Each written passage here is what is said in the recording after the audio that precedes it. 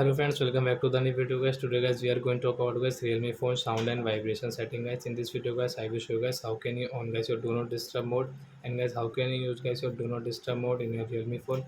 In this video guys I am going to show you friends. So before starting video friends, I want to tell you guys, if you need my channel, so I first of all go and subscribe my channel, click the bell icon and like my video. So friends, now time to start video. And first of all guys, open your phone setting, and guys you can see this type of setting. Then guys you can see guys your sound and vibration setting. So we will on it. Then guys you can see guys first setting is do not disturb setting. So I tap here, and guys you can see your do not disturb, your phone will be not ring or vibrate except for alarm and items. So guys we will on from here. So guys after on guys you can see guys this moon icon on your screen, because guys your do not disturb mode is on. So I hope friends you have understood how to on do not disturb mode in our Realme phone. So that's it guys, thanks for watching my video guys. Now we will meet on next video guys with new topic. Before going guys, please go and like my video, subscribe my channel. Bye bye friends.